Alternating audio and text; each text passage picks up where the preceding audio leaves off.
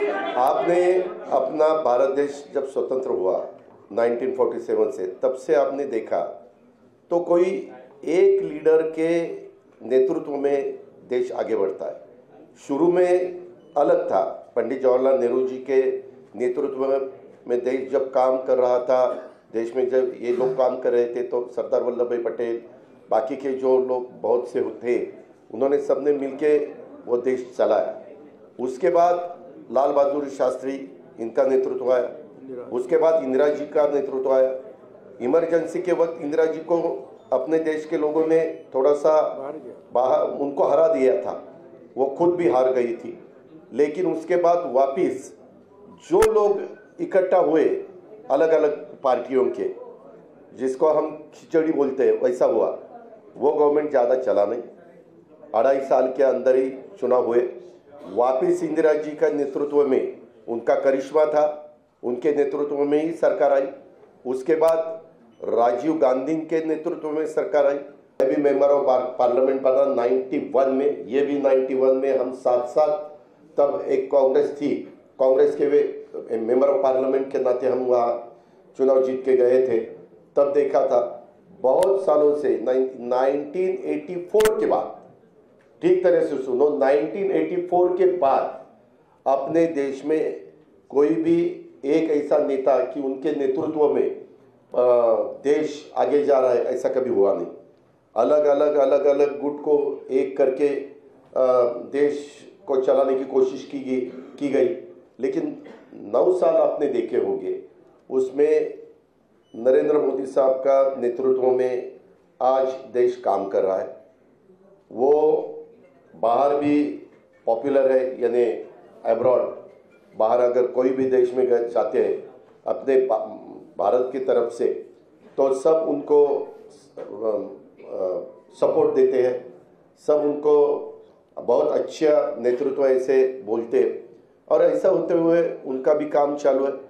और ये काम करते वक्त आपने भी देखा वंदे भारत ट्रेन हो या अलग अलग बहुत से कुछ रोड्स हो, नेशनल हाईवे के जो कुछ काम हुआ है या 9-10 साल में, वह जो अगर आपने देखा बाकी की डेवलपमेंट के बारे में, ऐसे सब ठीक तरह से चालू है।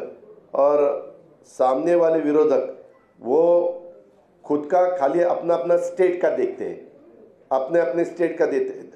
एक कोई मुझे लीडर अपोजिशन में दिखाओ कि वो देश का सोचकर देश में काम कर रहा है, ऐसा कहीं दिखाई नहीं देता। और इतना बड़ा पॉपुलेशन होते हुए हमें सबको ऐसा लगा कि नरेंद्र मोदी साहब के नेतृत्व में ही लोकसभा हो या आगे वाले चुनाव हो, वो सहयोगी पार्टी के नाते, जैसे हम इससे पहले कांग्रेस के साथ जाते थे, तो बीच में हमने शिवसेना के साथ हम 2.5 साल गए, वैसे अभी आगे विधानसभा हो, लोकसभा हो, लोकल बॉडीज़ का तो चुनाव वहाँ के डिस्ट्रिक्ट के हमारे कार्यकर्ता सोचेंगे, वहाँ के लीडर सोचेंगे कि क्या करना चाहिए क्या नहीं करना चाहिए। लेकिन स्टेट के और देश के जो चुनाव है उसके बारे में हम साथ साथ जाना चाहते हैं। और इसीलिए महाराष्ट्र के डेवलपमेंट के लिए और देश और मजबूत होना चाहिए और आगे जाना चाहिए। जो कुछ आज थोड़े बहुत प्रॉब्लम होते हुए वो सॉल्व करने के लिए भी सबने एकजुट होके उसका मुकाबला करना चाहिए। इसी माध्यम से हमने सबने मिलके ये डिसीजन लिया है, पार्टी के नाते हमने ये डिसीजन लिया है। और ये होते हुए पूरे विधायक हमारे साथ है, मेंबर ऑफ पार्लियामेंट हमारे साथ है, बाकी के पार्टी के वर्कर हमारे साथ है। इसीलिए आज मैंने डिप्टी चीफ मिनिस्टरशिप का ओथ ली। बाकी के हमारे सीनियर नेता और नया भी कुछ लोगों को हमने आज तक इस गवर्नमेंट में लेडी को प्रतिनिधित्व नहीं था, आगे शायद वो देंगे, लेकिन हमने वो भी सोचा।